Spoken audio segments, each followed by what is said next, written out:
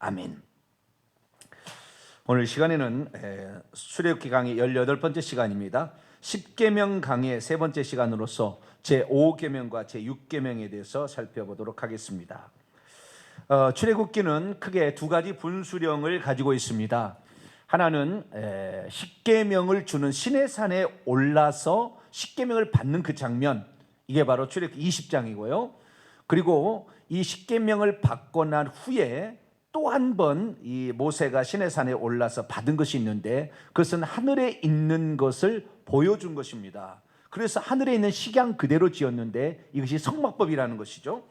10계명이라는 것은 하나님의 백성들이 지켜야 될 그 윤리에 관하여 잘 지키지 못했을 때, 불순종했을 때, 그럼 어떻게 할 거냐? 이것을 불순종한 것을 죄라고 그럴 텐데, 율법으로는 죄를 깨닫다고 그렇게 하지 않았습니까? 그러니까 그 율법으로 깨달았던 그 죄를 용서받으려면 어떻게 할 거냐? 이것이 바로 성막법이죠. 성막을 세워서 거기에서 제사를 드려서 결국에 그 제사로 용서를 받는 법이 이제 출애굽기 25장부터 시작이 되는 거죠. 그래서 40장의 성막을 지음으로 맞춰지게 됩니다. 그래서 출애굽기 분수령은 20장과 25장이라 이렇게 말씀을 드릴 수가 있겠죠. 오늘은 그 앞부분입니다. 이스라엘 백성들이 애굽에서 신음하다가 애굽에서 탈출을 해서 이제 홍해를 건너게 되고, 그리고 광야에 와서 드디어 시내산에 도착을 하게 됩니다. 그래서 그 시내산에서 하나님께서 모세를 불러서 이스라엘 백성과 계약을 맺게 되는 것인데, 하나님의 백성이 되겠느냐? 그랬을 때 이스라엘 백성이 아멘 라고 얘기를 했기 때문에 하나님과 이스라엘 백성 사이에 체결해야 될 그 법도를 세운 것이 바로 십계명입니다. 그래서 오늘 그 십계명을 살펴보게 되는데요, 오늘은 십계명의 세 번째 시간입니다. 그동안에 첫 번째, 두 번째 계명 한 번 했고요, 그 다음에 세 번째, 네 번째 계명을 또 한 번 했습니다. 오늘은 다섯 번째, 여섯 번째 계명입니다. 다섯 번째 계명부터는 인간을 윤리를 위한 계명이라고 하죠. 그래서 첫 번째부터 네 번째까지 계명은 하나님과 인간 사이에 지켜야 될 윤리를 말하고 있다고 한다면, 다섯 번째부터 10번째까지는 인간 사이에 지켜야 될 윤리입니다. 그 중에서 첫 번째 인간 사이에 지켜야 할 윤리가 부모 공경의 계명이고, 두 번째가 살인하지 말라라는 살인 금지의 명령이 기록되어 있습니다. 그래서 오늘 이 시간에는 인간 계명의 그 위치가 어떻게 될 것인가, 이 부분을 좀 살펴보고, 부모 공경의 의미가 무엇이고 왜 부모를 공경해야 되는지, 공경하는 자에게는 어떤 축복이 있고 공경하지 않는 자에게는 어떤 해가 있게 되는 것인지, 이 부분에 대해서 살피게 될 것이고, 그리고 살인은 왜 하지 말아야 되는 것인가, 그리고 살인하는 자는 어떤 처벌, 형벌을 받게 될 것인가, 그리고 이 살인이라는 것은 실제적인 육체적인 살해를 말하는 것이 아니라 거기에다 한 걸음 더 나아가 미워하는 마음도 살인이라고 말씀하는 신약까지 곁들여서 오늘 살인 계명, 또 자살까지 곁들여서 오늘 이 부분을 살펴보도록 하겠습니다. 먼저 인간 계명의 위치를 살펴보도록 하겠습니다. 인간 계명의 위치는 5계명이기 때문에 첫 번째, 두 번째, 세 번째, 네 번째 계명인 하나님과 인간 사이에 지켜야 될 그 윤리 계명 다음에 나옵니다. 그래서 제5계명은 두 번째 위치에 속한다고 하겠죠. 그래서 크고 첫째 되는 것은 하나님과 인간 사이에 지켜야 될 윤리, 바로 이것이 첫 번째부터 네 번째까지 계명이고요, 다섯 번째부터는 인간들 사이에 지켜야 될 윤리를 말하고 있습니다. 예수님께서 그렇게 얘기를 하신 거죠. 성경을 한번 찾아봅니다. 마태복음 22장입니다. 마태복음 22장. 한 율법사가 나와서 예수님께 질문을 하죠. 율법 중에서 어떤 계명이 큽니까? 그렇게 했더니 예수께서 말씀하시는 그 계명을 요약한 것입니다. 마태복음 22장 37절에서 40절까지 말씀을 한번 보도록 하겠습니다. 예수께서 이르시되 내 마음을 다하고 목숨을 다하고 뜻을 다하여 주 너의 하나님을 사랑하라 하셨으니 이것이 크고 첫째 되는 계명이요 둘째도 그와 같으니 내 이웃을 내 자신과 같이 사랑하라 하셨으니 이 두 계명이 온 율법과 선지자의 강령이니라. 여기 보십시오. 여기 보면 사랑하라 사랑하라 이렇게 되어 있습니다. 그러니까 율법의 10계명은 사랑하라는 계명이죠. 사랑하라는 계명, 하나님을 사랑하라는 계명이 첫 번째에서 네 번째까지 계명이고, 그리고 다섯 번째부터 10번째까지는 인간 서로 인간 사람들끼리 사랑하라 막 이렇게 계명입니다. 그래서 예수님께서 우리에게 오셔가지고 말씀하실 때 새 계명을 준다고 그랬지만 사실 옛 계명을 다시 말씀한 거죠. 사랑하라 라는 그 계명을 다시 말씀한 겁니다. 제자들에게 말씀하신 걸 한번 볼까요? 요한복음 13장입니다. 요한복음 13장 34절에서 35절까지 말씀입니다. 요한복음 13장 34절 35절입니다. 새 계명을 너희에게 주노니 서로 사랑하라. 내가 너희를 사랑한 것 같이 너희도 서로 사랑하라. 너희가 서로 사랑하면 이로써 모든 사람이 너희가 내 제자인 줄 알리라. 새 계명을 준다고 그랬어요. 여기에서 이 새 계명의 이 새라는 것은 질적으로 새로운 그런 계명인데요. 이 계명을 너희에게 준다고 그러는데 서로 사랑하라. 우리들끼리 사랑하라. 그래서 결국에 이 계명은 사랑하라는 것에 다 들어있는 겁니다. 서로 사랑할 수 있게 되기를 바랍니다. 자, 그렇다고 한다면 이 인간 계명은 크고 첫째 되는 계명 후에 주어지는 계명이기 때문에 첫째 되는 계명보다는 조금 떨어지겠지만 그래도 우리 사이에 꼭 필요한 것입니다. 한 율법사가 한 부자 청년이 어떻게 하면 영생을 얻겠는가라고 찾아온 적이 있었죠. 마태복음 19장을 봅니다. 마태복음 19장에 보게 되면 어떤 그 청년이 영생을 얻으려면 어떻게 합니까? 그렇게 질문을 던지게 되죠. 그때 주님께서는 어찌하여 선한 일을 내게 묻느냐? 선한 일은 오직 한 번뿐이라. 네가 생명에 들어가려면 계명들을 지키라. 그랬더니 그가 말합니다. 어느 계명입니까? 그랬더니 예수님이 살인하지 말라, 간음하지 말라, 도둑질하지 말라, 거짓 증언하지 말라, 내 부모를 공경하라.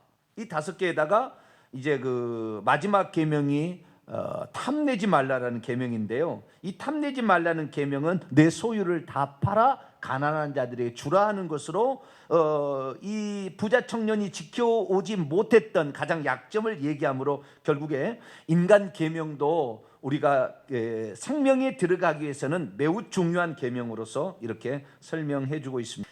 이제는 6번째 계명으로 들어가도록 합니다. 출애굽기 20장 13절입니다. 출애굽기 20장 13절. 살인하지 말라. 여기 살인하지 말라 이렇게 되어 있는데요. 라차흐라는 거죠. 라차흐 앞에 이 로라는 이 히브리어 그 부정사가 있습니다. 절대라는 말이 절단코. 그래서 10계명에 이 8가지가 하지 말라고 되어 있는데 이 하지 말라고 되어 있는 모든 동사 앞에 로가 있습니다. 이것은 결단코라는 거예요. 절대 사람을 죽여서는 안 된다라고 말하고 있는 것이죠. 왜 사람은 죽이면 안 될까요? 우리는 뭐 닭도 잡고 뭐 옛날에는 개도 잡고 뭐 돼지도 잡고 그랬잖아요. 동물은 잡을 수 있는데 왜 사람은 잡는 이상하네요. 예, 동물은 죽이는데 왜 사람은 죽여서는 안 될까요? 사람을 죽이는 문제는 약간의 다른 문제가 있습니다. 왜냐하면 구성 성분이 좀 다르기 때문에 그렇습니다. 동물은 흙으로 그냥 만들었습니다. 흙으로 만들었어요. 그런데 사람은 흙으로 만든 부분만 있는 것이 아니라 흙으로 만든 부분이 있음과 동시에 영적인 없어지지 않는 또 다른 영적인 어떤 존재가 있다는, 이걸 영혼이라고 얘기를 하는데, 사람은 그래서 육체와 영혼으로 구성되어 있는데 이 영혼과 육체가 구성되어, 육체와 영혼이 만났을 때 살아있는 것이고요, 사람이 죽는다는 것은 육체로부터 영혼이 떠나갈 때, 이때를 죽었다고 얘기를 하잖아요. 그래서 사람의 영혼이 육체를 떠나가게 하는데 이 영혼의 그 다음의 문제가, 사람을 죽여버리면 그 다음에 있을 세상에 대한 준비가 안 될 수가 있는 거예요. 자, 그래서 우선 우리가 왜 이 사람을 죽여서는 안 된가? 동물은 좀 죽여도 뭐 되는 것 같은데 이 왜 사람은 죽여서는 안 되는가? 그 이유를 살펴보게 되면 크게 세 가지로 이렇게 나눠볼 수가 있습니다. 그것은 뭐냐? 첫째, 이 영혼의 우리의 생명의 우리의 영혼의 주권이 하나님에게 있기 때문에 그렇습니다. 다시 말해서 내가 이 땅에 존재하게 됐을 때 부모로부터는 육신을 물려받았겠지만 부모님이 자궁 중에서 나의 육신을 만들게 될 때, 물론 부모가 만드는 것도 아닙니다. 뭐 사람이 손이 들어가서 만든 거 아니고 하나님이 다 만들어 주는데, 어쨌든 부모가 태중에서 10달 동안 이 육신을 만들고 있을 때 하나님도 동시에 영혼을 만들어서 넣어주는 거죠. 그 넣어주는지 부모로서 분리 유전되는지 잘 모르겠지만 자우디는 그때 창조되는 것은 분명합니다. 우리 엄마의 뱃속에 있을 때 사람의 영혼도 동시에 생성돼. 그래서 태아를 만약에 낙태를 시키면 그의 영혼은, 태아는 이미 영혼이 생성돼 있다고요. 그러니까 절대 낙태하면 안 됩니다. 그게 몇 주가 되는지 잘 모르겠지만 자우디가 몇 주 된데도 그 영혼이 있는 것이 나와. 그렇기 때문에 절대 낙태하면 안 됩니다. 그런데 우리의 육체가 이 빚어질 때 영혼도 같이 빚어진다 그 말이에요. 그런데 육체는 죽어서 흙으로 돌아가면 끝나겠지만 영혼은 죽어서 죽지 않는다 그 말이에요. 영원히 산다 그 말이에요. 어디 가서 영원히 사냐? 천국에서 영원을 살든지 지옥에서 영원히 살든지 둘 중에 하나를 살게 되는데, 만약에 이 생명의, 먼저 봅시다. 생명의 주권이 하나님께서 이 창조를 했으니까 주인 마음대로 하도록 해야 된다 그 말. 그러니까 우리가 죽는 것은 하나님께서 내 영혼을 취하여 감으로 죽어야지, 내 육체를 끊어가지고 영혼을 탈출시키게끔, 영혼이 그냥 떠나가게끔 만들어서는 안 되는 거죠. 그래서 생명의 주권은 하나님께서 영혼을 창조했으니까 창조주가 그 영혼을 데려갈 수 있도록 하려면 하나님이 그의 생명을 데려갈 때까지 인간이 함부로 사람을 죽여서는 안 된다 그 말이죠.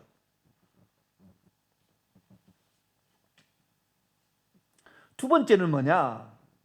이 하나님의 형상과 모양대로 지음받은 그 영혼의 문제가 만약에 그가 아직 예수 그리스도를 믿지 않아서 구원받지 못한 상태에 있는데 죽여버렸다. 그러면 그가 만약에 하나님이 주신 그 생명, 뭐 80세, 90세라고 합시다. 그 안에 회개하고 예수 그리스도를 믿고 구원받을 수 있는 기회가 있는데 그를 누군가 가서 죽여버리면 회개하고 예수 그리스도를 믿어서 구원받을 수 있는 기회를 박탈시키는 거 아니에요?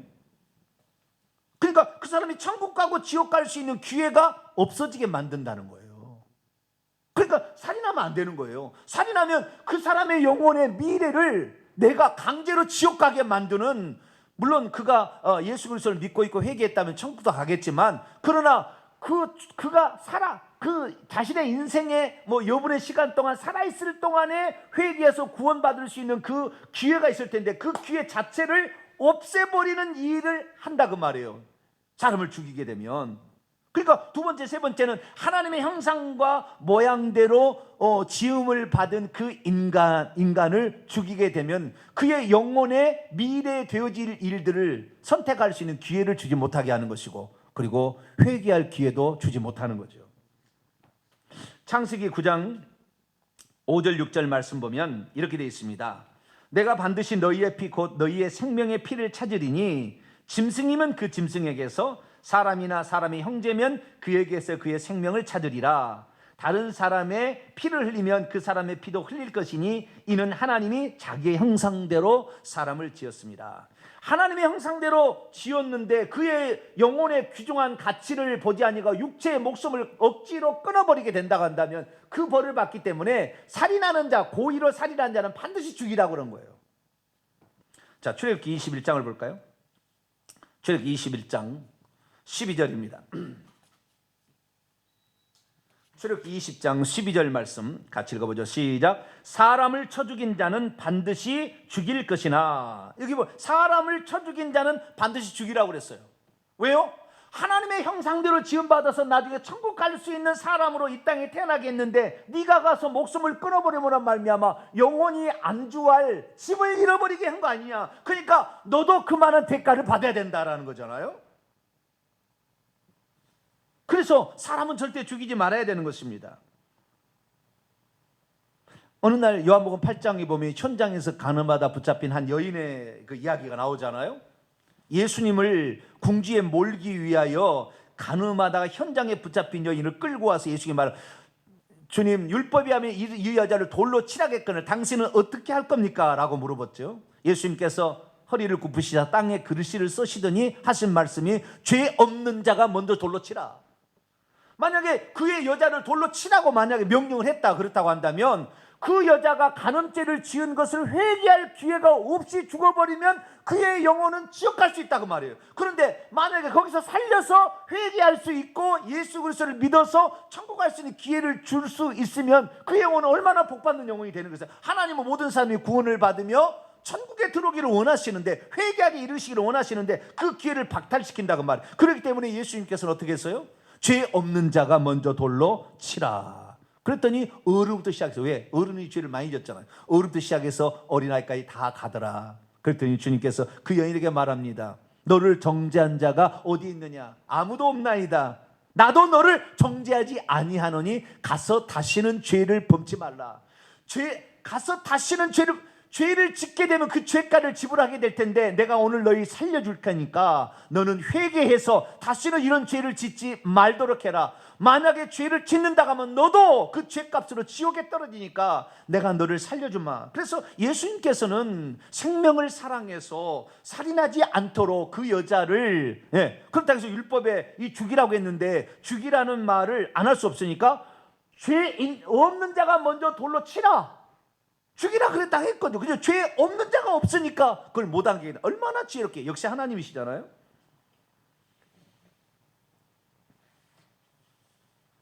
그래서 사람이 사람을 죽이지 말아야 될 것은, 이 사람의 생명의 주권이 하나님께서 창조했으니까, 하나님께 있으니까 하나님께서 결정하도록 놔둬야지 우리가 인위적으로 결정해서는 안 된다.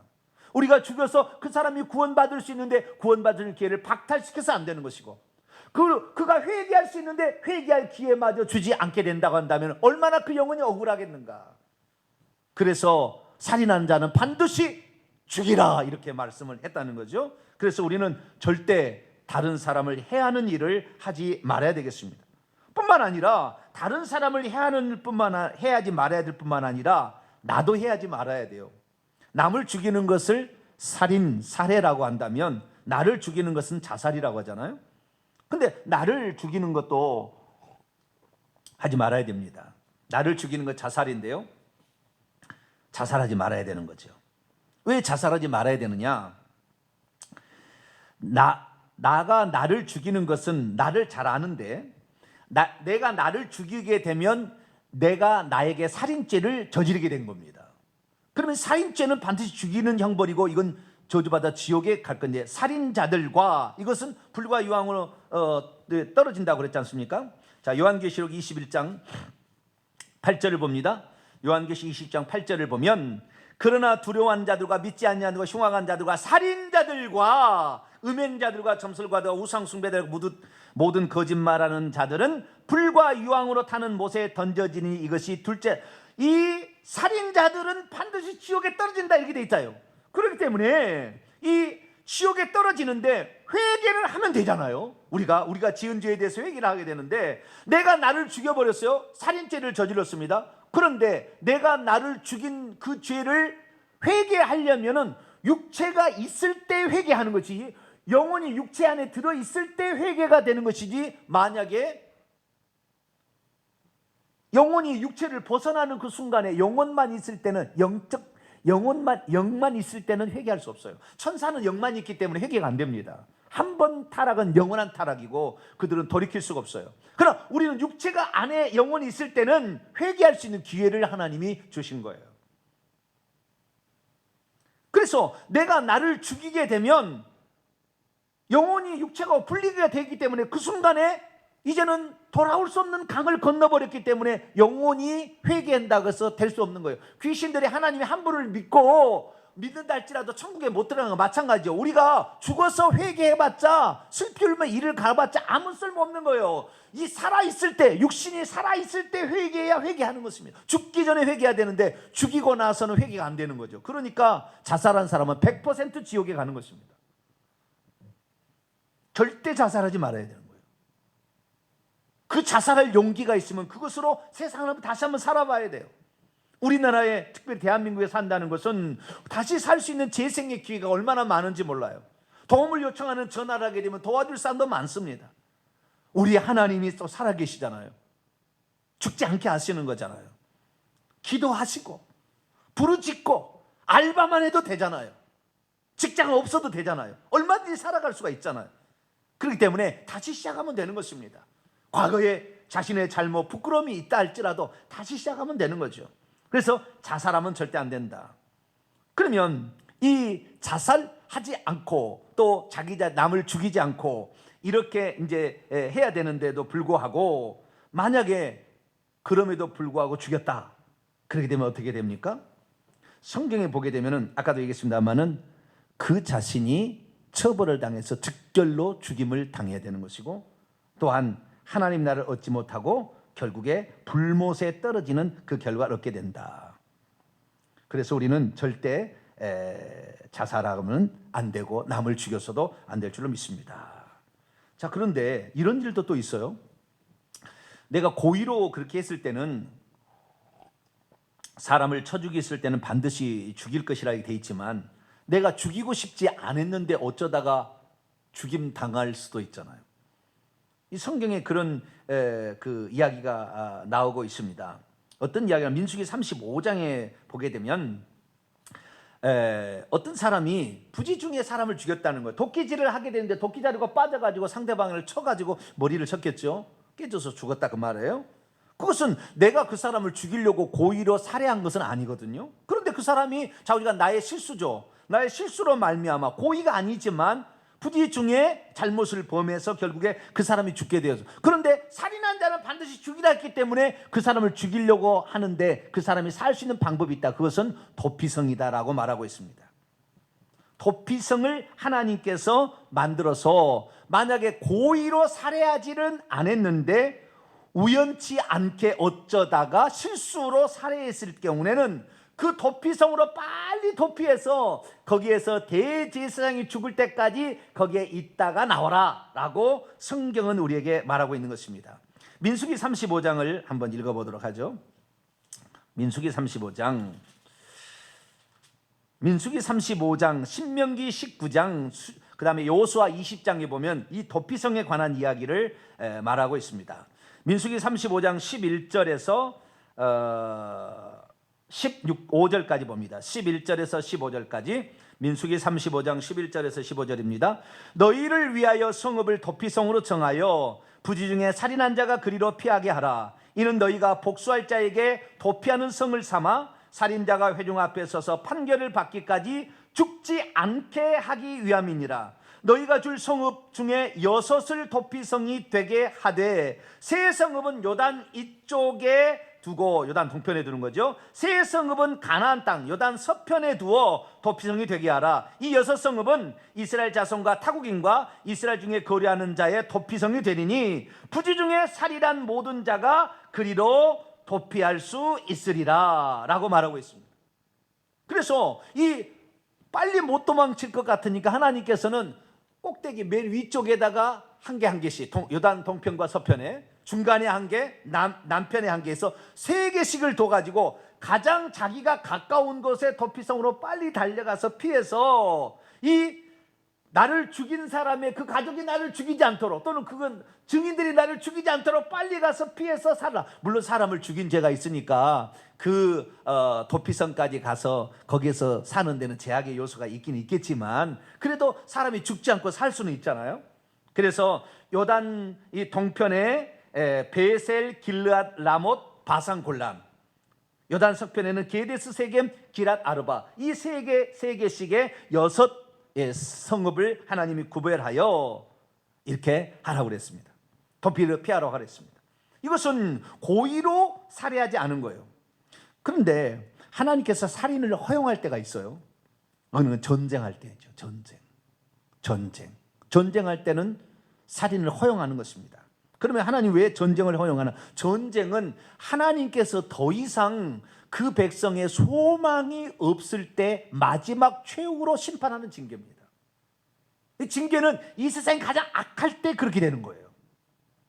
악한 자들이 있을 때 그렇게 되는 것입니다. 그래서 전쟁을 허용하는 것은 죄악이 심히 죄악이 클 때, 우리나라 6.25 동란도 신사참배의 죄와 기독교인들이 죄를 저질렀어요. 그래서 결국에 하나님께서 허용하는 거거든요. 그래서 이 전쟁은 하나님의 심판의 도구이기 때문에 허용이 됩니다. 그것을 제외한 모든 것은 다 어떻습니까? 사람을 죽여서는 안 되는 것이죠. 사람을 죽인 자는 반드시 죽임 당할 것이고, 요한계시록에 보니까 결국에 살인자들은 불과 유황에 타는 못에 던져진다, 이렇게 말하고 있습니다. 민수기 35장 31절을 보면 고의로 살인죄를 범한 살인자는 생명의 속전을 받지 말고 반드시 죽이라, 이렇게 되어 있습니다. 그래서 이 레위기 24장 17절에도 사람을 쳐 죽인 자는 반드시 죽이라. 그래서 살인해서는 살 수 없는 거죠. 왜? 하나님의 형상대로 지음받은 하나님께서 지은 그 영혼을 사람이 인위적으로 영혼을 그냥 밖에 가도록 쫓아버리는 것이잖아요. 하나님께서 데려가야 되는데 그 영혼을 인간이 쫓아버리는 결과니까 그 참혹한 형벌이 자기가 받게 된다는 것이죠. 그래서 우리는 절대 사람을 해하거나 또 자기 자신을 해하지 않게 되길 바랍니다. 우리 교회에 엊그제 그 송구 영신이 예를 드렸는데 가족별 안수기도가 있었습니다. 근데 7살 이제 올해 7살 학교 들어가는 애가 있는데 김루아가 있는데요, 여자입니다. 축복 기도할 때 기도 제목을 써오라 했는데 기도 제목을 써왔어요. 요만 종이에다가 써왔는데요. 1번 예쁘게 말하기.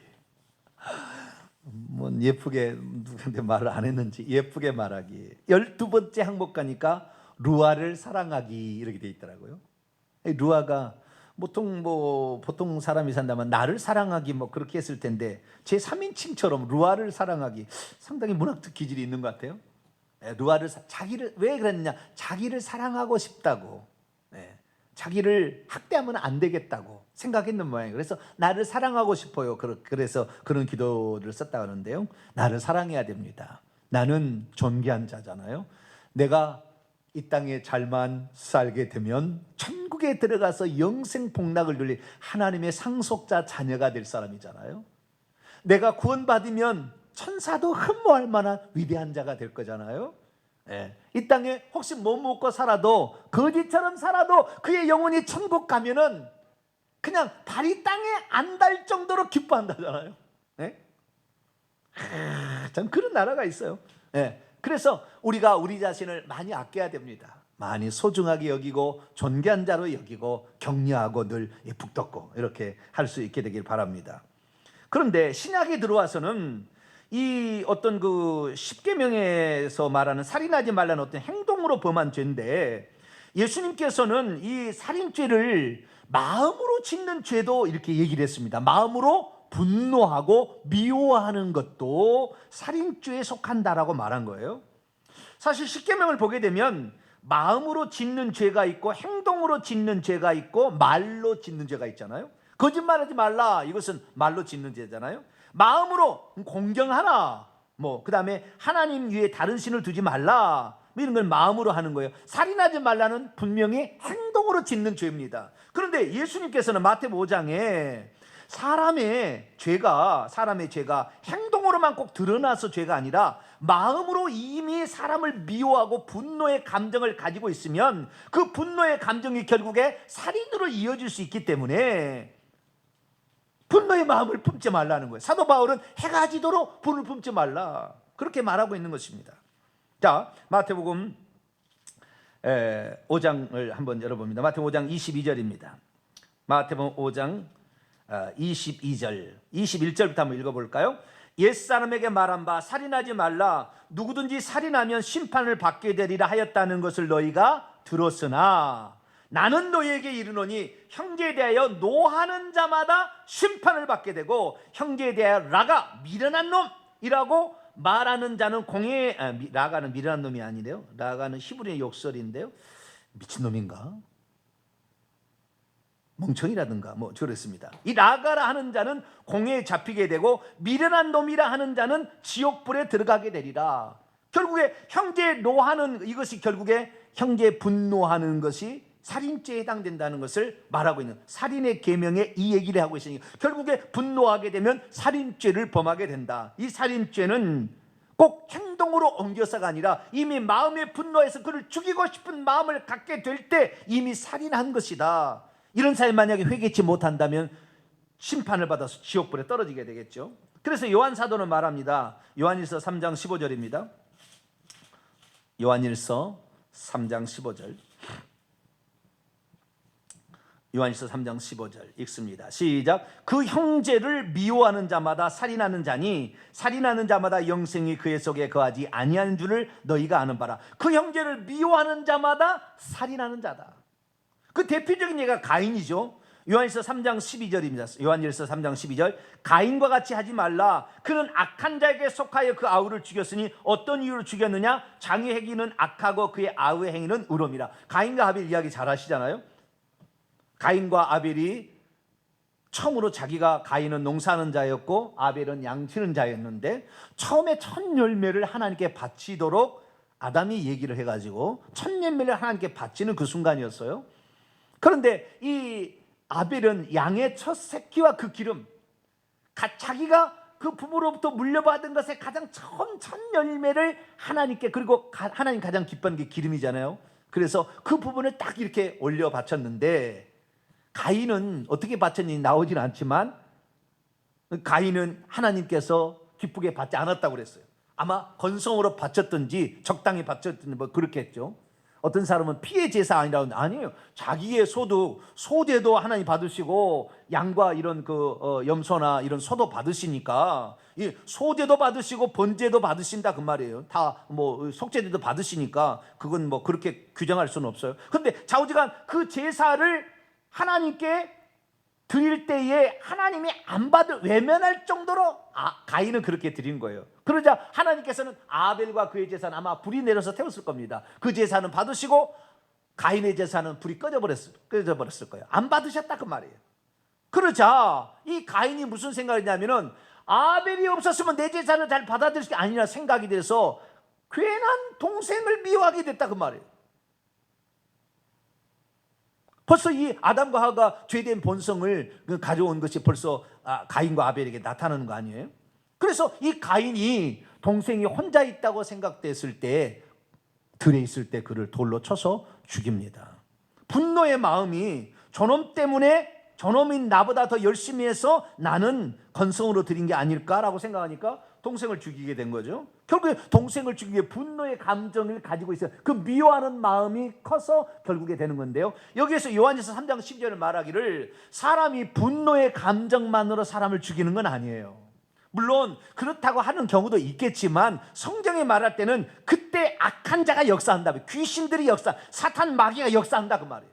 우리가 분노의 감정을 계속 가지고 그것을 풀어내지 아니한다고 한다면, 나 때문이라고 생각하고 무슨 이유가 있겠지라고 생각하고 좌우지간 자기 자신의 미워하는 감정을 없애달라고 기도하면서 자기 자신을 돌아보아 내가 하나님 앞에 무슨 죄를 범했는지를 살펴보고 죄를 회개해야 되는데 그렇지 아니하게 된다면 그 분노의 감정을 사탄 마귀가 와서 돌로 쳐 죽이라, 돌로 쳐 죽이라. 제가 여러 사람이 들었어요.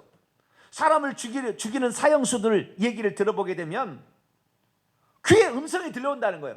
칼이 어디가 있고 낫이 어디가 있다. 그 다음에 이 자살한 사람들은 지금 아파트에서 뛰어내리라. 계속 귀 속에다가 말이 들려온다는 거예요. 말을 않지만 이 말이 들려오는 거예요. 잘 말을 하지 않지만. 그럼 나중에 뚝 까놓고 얘기해보면서 상담해보면 그런 말이 나오는 것입니다. 왜? 악한 자가 마지막에 역사하는. 그래서 우리가 어쩌면은 상대방에 대해서 미워하는 마음을 하나도 안 가질 수는 없어요. 우리가 사람인데 미워하는 마음이 있겠죠. 그러나 미워하는 마음을 계속 갖고 있으면 악한 자가 틈을 타서 사로잡아서 나중에는 어떤 일을 저지르도록 만든다 그 말이에요. 그렇기 때문에 해가 지도록 분노를 품지 말라. 그래서 우리는 어떻게 해야 합니까?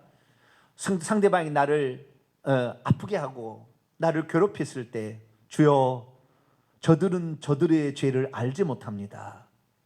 저들의 죄가 어떤 죄인지를 깨닫게 해 주옵소서. 그리고 지금 저들이 짓는 죄를 하나님 지금 책망하지 마시고, 지금 어떠면 죽이지 마시고 그에게 회개할 수 있는 기회를 주옵소서라고 우리가 기도를 해야 되겠죠. 그래서 그도 회개할 수 있도록 인도하는 것, 그것이 바로 우리가 해야 될 일입니다. 그래서 우리는 그냥 행동으로 육체의 목숨을 끊는 것만 살인이라고 생각하지 말고, 가인이 형제를 살인하기 전 단계가 분노였듯이, 미워하는 감정이었듯이, 이런 것이 일어날 때마다 이것을 없애달라고 기도하시고, 또 이런 것이 내게 계속해서 머무르지 않도록 미워하는 감정은 떠날지어다 명령하고, 악한 마귀는 떠날지어다라고 명령을 해서 이 내 마음이 계속 그것이 있을 때에 악한 영이 틈타는 걸 알고 내 마음도 정돈을 하고, 나도 실수할 때가 있고 나도 상대방을 미워할 때 있는데 그 사람도 오해하고 그러겠지. 하나님, 저들은 저희 하는 일을 알지 못하니 저희 죄를 용서해 주시고 죄가 뭔지를 깨닫게 해 주옵소서. 이렇게 기도하면서 나아갈 때 우리의 미래가 안전하고 또 복이 될 줄로 믿습니다. 오늘은 이 부모 공경의 문제와 그리고 살인하는 문제, 자살의 문제까지 살펴보았습니다. 이 부모를 공경하는 문제는 긍정명령문이라 이게 지키기가 쉽지 않습니다. 그러나 우리 오늘 카바드라는 그 원문에 따라서 부모의 말씀을 중하게 여기고, 부모를 존귀하게 여기고, 부모를 영광스럽게 해드리며, 그리고 부모를 경외하는 저와 여러분이 되시기를 바라고, 사람을 죽이는 문제는 단순한 육체의 목숨을 끊어버리는 문제가 아니라 영혼을 위한 결정타를 날리는 것이다. 그래서 사람을 절대 죽여서는 안 되고, 자기의 영혼도 소중한 거니까 나를 절대 죽이지 말고, 정말 우리가 범죄하게 되면 빨리 회개해서 귀신이 틈타지 않도록 해서 우리가 우울증에 걸리거나 잘못된 것에 빠지지 않도록 늘 회개를 하게 되면 귀신이 틈탈 수가 없거든요. 결국에 살인죄까지 가는 것은 상당히 귀신의 마지막 영향이 큽니다. 그래서 우리 스스로의 분노만으로는 사람을 죽이지 않고 악한 자가 틈을 타니까 그런 분노의 감정이 계속 있지 않도록 우리가 기도하고 풀어버리고 또 감사하면서, 그리고 용서를 비는 기도를 통하여, 원수를 사랑하는 그런 기도를 통하여 원수까지도 사랑해서 그들이 오히려 나를 축복할 수 있도록 그런 사람으로 우리가 살아가게 되기를 간절히 바랍니다. 기도하겠습니다. 거룩하신 하나님, 오늘 부모 공경의 문제와 그리고 살인하지 말라, 살인 금지의 명령을 들었습니다. 인간 계명에 관한 하나님의 말씀이 얼마나 소중한지, 하나님, 부모를 공경하여 장수하고 형통하는 복을 받게 하시고, 살인하지 말아서 그도 예수 믿고 회개하여 천국 갈 수 있는 기회를 박탈하는 일을 하지 말게 하시고, 하나님이 영혼을 데려가도록 놔줘야지 내가 육체를 깨뜨려 영혼을 밖에 쫓아내는 일을 하지 않도록 도와주셔서 누구든지 회개하고 예수 믿고 천국 갈 수 있도록 그들을 사랑하고 아껴주고, 절대 미워하는 감정 갖지 말고, 그래서 귀신에게 속지 말고 그들의 영혼을 위해서 축복하고 기도하는 저희들 되게 해 주옵소서. 우리 주 예수 그리스도의 이름으로 기도하옵나이다.